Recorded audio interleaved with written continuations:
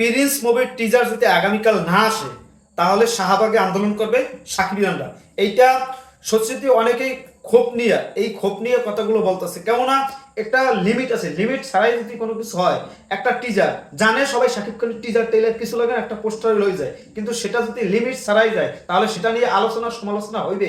এই জিনিসটা আপনাদের বুঝতে হবে। একটা জিনিস, গতকাল থেকে বা 10 তারিখে আসার কথা ছিল, আজকে 10টা অলরেডি, আগামীকাল 11 তারিখ, তারপর হচ্ছে যে 12 তারিখ 13 তারিখ। এই যে একটা অবস্থা, এই যে মানুষের কাছে যে আপনারা খারাপ হইতেছেন কেন? আপনাদের তো টিজার রেডি আছে অলরেডি, রেডি টিজার কেন দিতেছেন না কেন?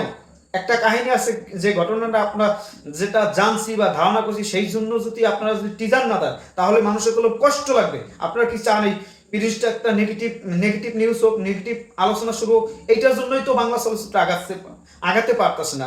এই যে অন্য ছবির টিজার গুলো তারা দিয়ে দিচ্ছে, এতদিন শাকিব খানের টিজার অপেক্ষা করতে করতে কিন্তু তারা এখন টিজার দিয়ে দিচ্ছে।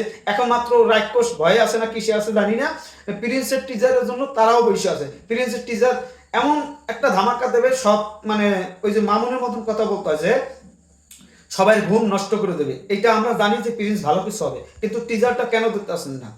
ইন্ডিয়াতে শুটিং এ আপনার ছবিতে যদি ভালো কিছু থাকে, আপনি একটা অ্যাকশন দৃশ্যের জন্য কি আপনি টিজারটা খারাপ হয়ে যাবে? তাহলে আপনার ছবির ভিতর কি আছে যে আপনি ওইটা দিতে পারবেন না, ওই জিনিসটা দিতে পারবেন না টিজারটা? যে আপনার একটা অ্যাকশন দৃশ্য একটু টিজারে না দিতে পারলে তাহলে আপনার ছবি ভালো হবে না। তাহলে আপনার ভিতরে ভয় আছে নাকি? এটা মানুষ প্রশ্ন করতেছে। এই প্রশ্ন থেকে আপনার এড়াইতে গেলে আপনার কারণ এসে দিকে মেগাস্টার শাকিব খানের প্রিন্সের টিজার আগামীকাল দেবেন, আর না সাকিবিয়ানরা ক্ষিপ্ত পুরো। আপনাদের কলম একটা জিনিস যদি এত তিত হয়ে যায়, লেমু শিখতে শিখতে যদি তিত হয়ে যায়, আপনাদের টিজার নিয়ে মানুষের বিরক্ত হয়ে যাবে। এই টিজারটা যদি আবার ভালো নয়, আপনাদের মন মতো যদি না হয় ভক্তদের, তাহলে এটা নিয়ে কোনো সমালোচনা হবে, 14 কৃষ্ণ উদ্ধার বানাই দেবে। এই জিনিসটা আপনাদের মাথায় রাখতে হবে। কেননা একটা জিনিস ভালো কিছু মানুষে কলম অপেক্ষা করে এই বুঝি ভালো কিছু আসবে, কিন্তু হঠাৎ যদি ভালো জিনিসটা যদি আপনি যদি ভাত না খান সারাদিনে, আপনি দেখবেন খিদা, কিন্তু ভাত খাইলে বলে ভাত খাইতে যদি বসেন তাহলে ভালো লাগবে না।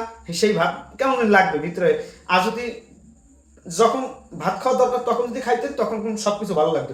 এখন হচ্ছে মূল কথা হচ্ছে এই যে ভক্তরা আপনাদের পর রাগ হওয়া, এই যে ক্রিয়েটিভ প্ল্যান, আপনারা সত্যি আপনারা কি বলবো, একটা পোস্ট দিয়ে দেন কিছুক্ষণের মধ্যে, যে আপনারা বলছেন পোস্ট দেবেন, আশা করি আপনার পোস্টটা দিয়ে দেবেন, আশা করতেই পারি। আর যদি আগামীকাল যদি প্রিন্সের টিজার না আসে, আমি সত্যি মাথাটা গরম হয়ে যাবে, হ্যাং হয়ে যাবে।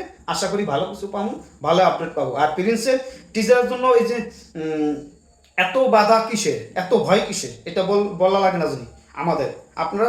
আপনাদের অনেক সহ্য করছি এই টিজারের জন্য, আমাদের ঘুম হইতেছে না।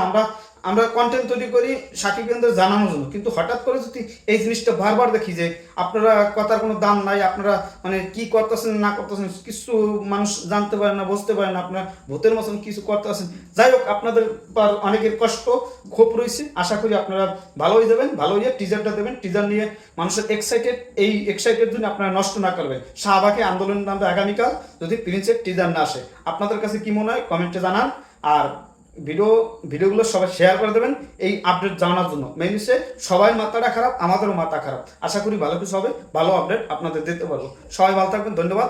অল সাকিবিয়ানসটা দেখা হবে সিনেমা হলে। আপনারা আশা করি ভালো কিছু পাবেন মেগাস্টার শাকিব খানের প্রিন্সের দ্বারা। মেগাস্টার কি রূপে আসবে সব বুঝতে পারবেন, অনুভব করতে পারবেন, অনুধাবন করবেন। খেলা হবে, টিজারটা আসো, সবাই হাওয়া হয়ে যাবে। প্রিন্সের টিজার আসলে সিঙ্গেল স্ক্রিনে একটাও জুটবে না শাকিব খান যদি না চায়, আর প্রযোজনা প্রতিষ্ঠান যদি না চায়।